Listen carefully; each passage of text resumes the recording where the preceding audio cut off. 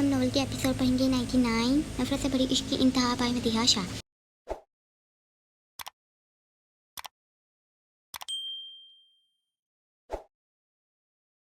आज हम नॉवल के एपिसोड पढ़ेंगे 99 नफरत से भरी इश्क की इंतहा बाय मदीहा शाह। इसीलिए फैसल शाह ने जमाल को इतना प्यार दिया कि वो उसका अपना खून है। मैं कभी भी माफ़ नहीं करूँगा फैसल शाह को, उसने मेरी बड़ी अम्मी को धोखा दिया, आमा की ज़िंदगी बर्बाद कर दी। कहाँ होगी वो बेचारी औरत। तभी गाड़ी रुकी थी। बुरहान जो अपनी सोच में गिर था, सोच को चढ़ते गाड़ी से निकला। साईं सफाई हो गई है, जैसा आपने कहा था बिल्कुल वैसे ही किया है। खादम जो गाड़ी का डोर खोल बुरहान के निकलने पर पीछे ही लगा था, उसको बताते याद करवाया, ठीक है ध्यान रखना कोई भी यहाँ आ ना पाए। बुरहान जो पहले घर के अंदर जाने लगा था, कदम लौंड के रास्ते से जाते दूसरी राहगीरी की तरफ डाले। माजी वक्त तेजी के साथ पर लगाए दौड़ रहा था और इसी वक्त के साथ मुराद शाह और वकाश राजी की दुश्मनी गहरी से भी गहरी होती जा रही थी। जो सिलसिला पहले आए दिन से चल रहा था वो वैसे ही भाग रहा था। कभी वो लोग मुराद के आदमियों को मारते तो कुछ मुराद उनके आदमियों को सबक सिखाता।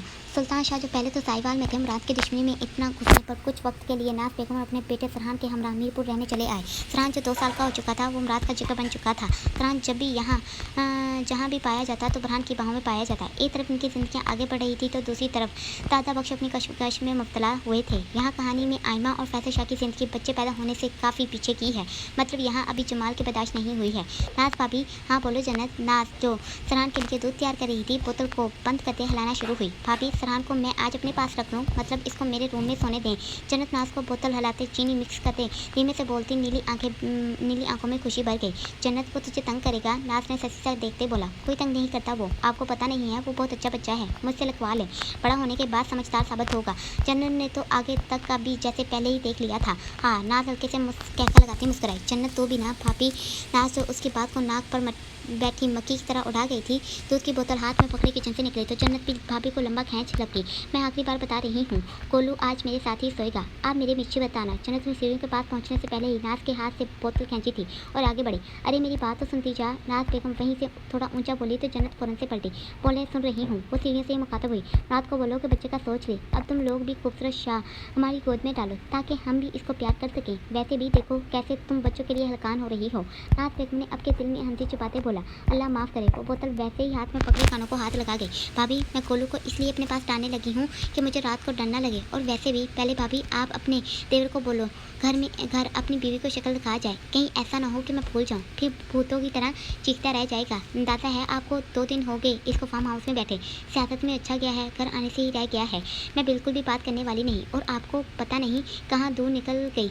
जाएँ सो जाएँ, आप थक गई हैं। जन्नत सदमे की हालत में पोल आगे बढ़ी तो नाज पीछे से चढ़ते मुस्कुराते किचन में वापस गई।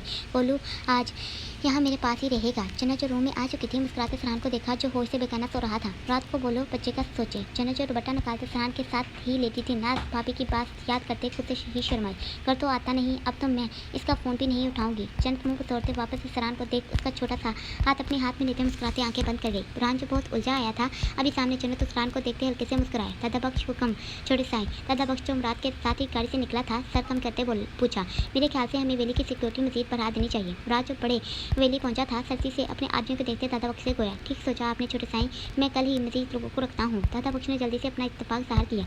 रात आराम से आगे बढ़ा था। वो आज फार्म हाउस से 2 दिन बाद वापस आया था। वो सियासत के सारे काम वहाँ से ही करता था क्योंकि वो मीरपुर शाह के करीबी वाक़या था। रात जो सीधा चलते रूम में दाखिल हुआ था, सामने अपनी जानी हस्ती को देख उसका सख्ती लिए चेहरा खुशी से महका। वो अपनी वॉच उतारते ड्रेसिंग टेबल के सामने खड़े होते आईने से बेड पर साथ में सोए फरहान को देख गया। मुकाबल वैसे ही चलते कुर्सी पर बैठा था और बंद जूते उतार वहीं छोड़ सीधा कब्र की तरफ गया। थोड़ी देर में वो फ्रेश होते बाथरूम से निकल गीले बालों में ही बेड की तरफ बढ़ा। और जान साईं ये अच्छा नहीं किया, आज मैंने आना था, आज तो बेड खाली होनी चाहिए थी। वो जन्नत को फरहान के साथ लगे सोते देख खुद से बड़बड़ाते जन्नत वाली साइड पर दबे पाँव गया। फरहान के डिम्पल आहिस्ता आहिस्ता गहरे हुए थे। जन्नत मुराद आहिस्ता से उसके करीब बैठा था, यूँ कि वो उस पर झुकते कान में सरगोशी कर गया। अभी चाहत थी कि वो उससे देखे और बात करे। वो बेनियाज से बिना परवाह किए कि वो गहरी नींद में है इसको हल्का हल्का लाना शुरू हुआ। वो ऐसा ही था, इश्क जब सर पर चढ़ता तो ये ना देखता कि वो जाने हस्ती डिस्टर्ब हो जाएगी। जन्नत वो आपके थोड़ा सा ऊंचा पुकारते साथ जोर से इसको हिला गया। वो बेखबर टिप से मिस भी ना हुई थी, जबकि मुराद के थोड़ा सा ऊंचा पुकारने पर फरहान जो करीब ही सो रहा था बच्चों की तरह मुँह पुकारते खुश आया। मुराद जन्नत को वैसे ही गहरी नींद में देख शरारत से उसके गाल पर अपने लब रखते चुम गया। साथ ही मुराद ने उसकी करवट जो फरहान की तरफ थी अपनी तरफ दिलाई। वो बिल्कुल सीधे होते चेहरा मुकाबले की साइड पर टका गई। वो हल्के से मुस्कुराया था जबकि साथ ही उसके गाढ़े नुमा डिम्पल नुमाया हुए वो उसके होंठों को देख तेजी से झकने को हुआ। तभी फरहान की चीखें गूंजना शुरू हुई। मुराद जो बेफिक्र हुए जन्नत पर झुकने लगा था, डरते एकदम से पीछे हुआ। हाँ, फरहान जो ये देख पल इंजॉय कर गया था, क्या लगाते जिंदगी से भरपूर मुस्कुराया। जन्नत मुराद ने अब के पूरी कुव्वत से इसको झंझोड़ा था ताकि उठे और फरहान को देखे। जन्नत जिसकी आंखों में पूरी तरह नींद घूम रही थी, मुकाबले के ऐसे पकड़कर झुझोड़ने पर मनाते भोजल सी हल्की नीली आंखें खोली। क्या है वो चीखी थी।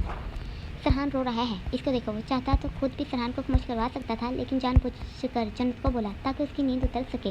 वो वैसे ही नींद से भरी आंखों को फरहान पर डाल गई। क्या हो गया? उसने उसको अपनी गोद में उठाया था और आसपास हाथ मारते दूध की बोतल उठाते उसके मुंह से लगाई। वो मजीद चीखना शुरू हुआ तो जन्नत रोने वाली हुई। उसकी हालत को देख मुराद एंजॉय करते आराम से अंती को छुपा गया। तभी कमरे का डोर बजा था। लगता है भाभी आ गई। जन्नत जो रोने लगी थी, हल्के से मुस्कुराते फरहान को वैसे ही गोद में लिए भागी।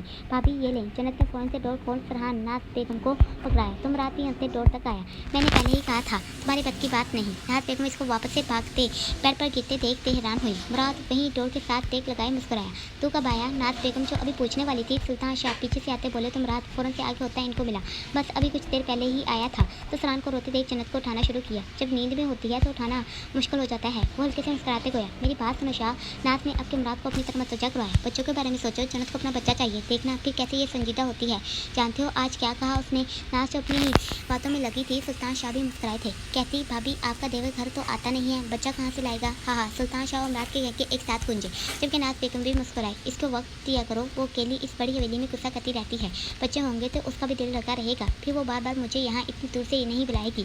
संजय नाज बेगम प्यार से समझाते गई तो मुराद सुल्तान शाह को गले मिले तो लोग करते बैठ के जानब आया। अभी बताता हूँ इसको। वो उछलकर बेड पर बैठा था और साथ ही जन्नत को बाजू से पकड़े उठाया। मरजान साईं उठो और अपने मीरजान साईं को देखो। राज जो जन्नत को लेटे से बिठा चुका था, इसको खुद पर गिरते देख वैसे ही खुद में भींचे कान की लू लब से छूते इसको हल्के से हिलाया। क्या है? क्यों मुझे तंग कर रहे हैं? मुझे रोने दें, मैं बिल्कुल भी उठने वाली नहीं।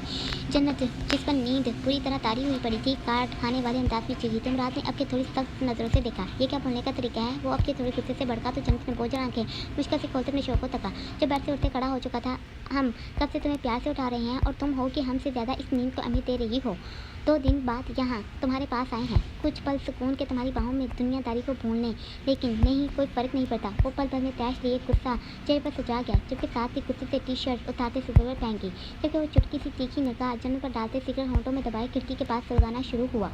जन्नत जो नींद में थी, मुकाबले के ऐसे भड़कते हुए देख रोने जैसी हुई, जबकि वैसे ही उठते छोटे छोटे कदम उठाती मुकाबले तक आई। जन्नत जिसकी नीली आंखों में पानी भरा था, मुकाबले के पीछे बड़े डरते मुकाबले को पीछे से ही गले लगाया, यूँ कि वो उसके पूछते लगी अपने मुलायम हाथ मुकाबले के आगे सीने से थोड़ा नीचे बांधते हसार बना गई। सॉरी मैं वो थक चुकी थी, इसीलिए बस लो अब तो उठकर आ गई हूँ ना। वो वैसे ही भीगी पल के लिए मुकाबले के पूछ से चेहरा लगाए बोले, उठ गई हो तो एहसान कर दिया है, मत करो अपना ये एहसान। जाओ सो जाओ, अपनी नींद पूरी करो। वो वार पे वार करते एकदम से सिगरेट फेंक, साथ ही उसका हसार हाथों से खोल गया। मैंने अब ऐसा भी कुछ नहीं कहा, तुम ऐसे नाराज़ क्यों हो रहे हो? जन्नत इसको आराम से बिस्तर पर बैठे सीधे होते देख मुकाबले के हाथ से कंबल खींच तभी आवाज़ में ना समझी से कोई, अच्छा तुमने तो कुछ कहा ही नहीं, हमेशा का यही तो काम है तुम्हारा। जब भी तुम्हारे करीब आने लगता हूँ पहले ऐसे ही हमारी लड़ाई होती है। वो भी दृष्टि लहजा लिए बोला। तो जन्नत ने सदमे से उसको देखा। कल मैं तुम्हारा इंतज़ार करती कि तुम अब आओगे, लेकिन नहीं, तुम्हारे इंतज़ार में सारी रात मेरी गुजर गई, तुम नहीं आए, इसी वजह से आज नींद इस कदर मुझ पर बिगड़ी। और तुम जन्नत ऐसे रोने से आज मैं पिघलने वाला नहीं। और वैसे भी मैं कौन सा वहाँ कोई खुश बैठा हुआ था, पल पल तुम्हें याद किया है। वो एक बात बताओ, जब शाम टाइम मैं कॉल कर रहा था तो फ़ोन क्यों पिक नहीं किया? मुकाबले को अचानक से एक और बात याद आई थी। जन्नत ने नजरें इधर उधर घुमाई ताकि उसकी निगाह से बच सके। ठीक कहते हैं सब, जब मैं न रहा तो तुम्हें तब मेरी कमी बताएगी। रात गुस्से में क्या बोल गया था इसको बिल्कुल भी अंदाज़ा नहीं था, लेकिन जन्नत की भीगी बल्कि अब के शिकवा लिए कॉलर पर बहना शुरू हुई। बोल दिया, सब कुछ कह दिया, वो जो कहना चाहते थे, सुकून मिल गया या अभी भी कोई कसर बाकी है? अगर इतनी ही मेरी याद आती है तो मुझे यहाँ अकेला क्यों छोड़ा हुआ है?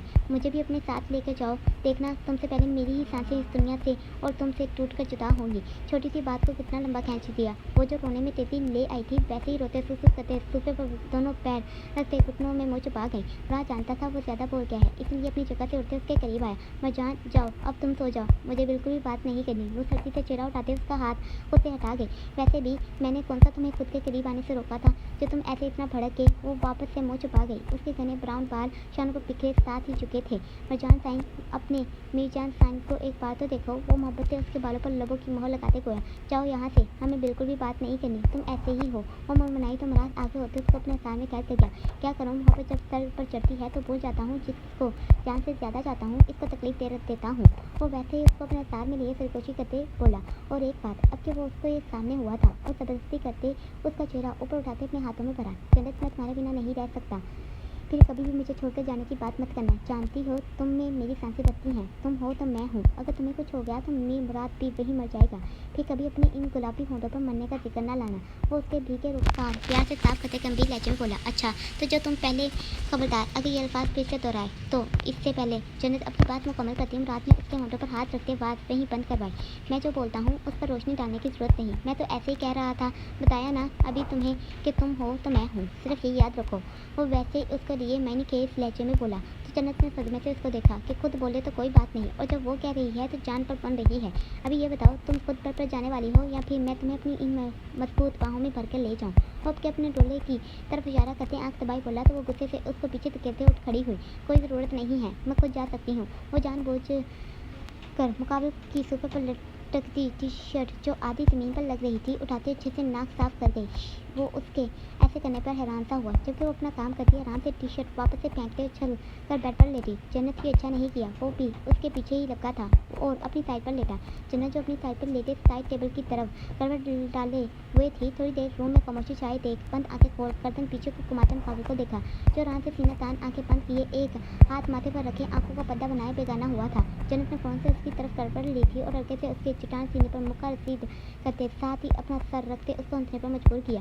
राज जानता था वो ऐसे खुद ही करीब आएगी, इसलिए जानबूझकर वो आंखें बंद करते लेटा था। तुम बहुत बुरे हो, वो मुनमुनाते वैसे ही बोली थी। जैसा भी हूँ सिर्फ तुम्हारा हूँ। वो फ़ौरन से फॉर्म में आया था। हाँ, वहाँ लाइट कैसे चल रही है? आज जो मगरिब की नमाज से फारग हुई थी, जहाँ नमाज रखते पलटी थी कि खिड़की से वो झांकते लॉन के पिछले हिस्से में देख गई जहाँ पर आज बंद कमरे में लाइट जल रही थी। वो तेजी से रूम से निकली और घर के अंदरूनी डोर से निकल एक नज़र पूरे लॉन के साथ सभी कार को देख गई जो जगह जगह पर खड़े हुए थे। क्या बुरहान आ गया है? आयत बुरहान की गाड़ियाँ देख खुद से बड़बड़ाई, जबकि तभी उसकी नज़र लॉन के उसी हिस्से में पड़ी जहाँ वो लाइट जल रही थी। खादम और काशिम लोग बैठे अपनी ही बातों में मसरूफ हुए नजर आए। इसका मतलब बुरहान अंदर गया है। वो अकेला वहाँ क्या करता है? आयत के दिल में सवाल उठा था, जबकि दबा में पाँव चलते वो लॉन के रास्ते को छोड़ किचन के पिछले रास्ते से होते उस लॉन में दाखिल हुई। वैसे ही चलते बंद कमरे के पीछे वाली साइड पर पहुंची। खादम लोगों की आवाज़ें वो बखूबी सुन सकती थी। आयत दीवार के साथ लगते थोड़ा आगे होते दाएं तरफ मुड़ी तो खिड़की को हल्के से हिलाते खोलने की कोशिश की। बुरहान जो अभी मुराद और जन्नत को देख मुस्कुरा रहा था, अचानक से आहट सुन शेर की तरह कान खड़े करते वीडियो बंद करता निकला। ये तो बंद है। वो मायूसी से मुंह लटका गई, जबकि साथ ही ये सोच के अंदर तो झांक सकती है, खिड़की के साथ लगी, लेकिन वो चाह कर भी कुछ नहीं देख सकती थी। पर्दे लगे हुए थे। बुरहान जो बाहर निकला था, खादम लोग एकदम खड़े हुए थे तो बुरहान ने इसको बोलने से मना किया। वो अपनी पिस्टल लोड कर चुका था और दबे पाँव कमरे के दाएं तरफ बढ़ा। ये लोग अचानक से खामोश क्यों हो गए? आए जो अभी वैसे ही आगे होते बढ़ने लगी थी। खादम लोगों की आवाज़ें ना सुन टड़ी, जबकि वो वैसे ही देखने के लिए कि वो लोग हैं या चले गए दबे पाँव आगे बढ़ी। खादम लोग भी अलर्ट हुए। बुरहान तेजी से पलटा था। आए जो अचानक से बुरहान को पिस्टल ताने देख टड़ी थी, लड़खड़ाते गिरने को हुई था। बुरहान ने तेजी से इसको थामा था। बुरहान जिसकी पिस्टल लोड थी अचानक से आयत को पकड़ने के चक्कर में हवाई फाइल निकाल गया। घर के सभी गार्ड भागे थे और वहाँ गन ताने हाजिर हुए। आयत जो पूरी तरह कांप उठी थी, अचानक से आसपास का माहौल देख टड़ी और बुरहान को वैसे ही झटक गई। बुरहान ने सभी को जाने का कहा था। खादम सबको लेते वहाँ से गया तो काशिफ भी पीछे ही गया। मना किया था ना। वो एकदम से आयत को खुद से अलग करते मुंह के बल चीखा। आयत जो अंदर तक कांप चुकी थी, मुकाबले के ऐसे खुद से अलग करने पर आंखों में नमी भर गई। तुम्हारा यहाँ क्या काम था जो ऐसे वो दांत चिपाते काट खाने वाले अंदाज में भड़का तो आयत के आंसू जो किनारों पर ठहरे थे रुखसार पर बहते निकलना शुरू हुए। हाँ तो तुम यहाँ कौन सा खजाना छुपा रही हो? आयत जिसकी सांसें अभी भी धड़क रही थी वैसे ही कमरे की तरफ इशारा किया। तुम्हारा इस कमरे से कोई ताल्लुक नहीं है। आज तो तुमने यहाँ आने की गलती की है। अगली बार आयत अगर तुम यहाँ आई तो मुझसे बुरा तुम्हारे लिए कोई नहीं होगा।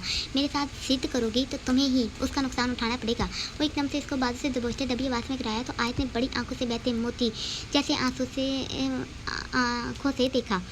चलो यहाँ से। वो उसका नाजुक सा हाथ अपने हाथों में दबोचे आगे बढ़ा। मैं खुद जा सकती हूँ, तुम्हें मुझे रास्ता बताने की ज़रूरत नहीं। वो भी गुस्से से लाल होती मेरा हाथ खींच मुकाबले के हाथ से निकाल के वो नीली आंखें काटते वहीं खड़ा रह गया और वो मुकाबले की आंखों से ओझल होते गायब हुई।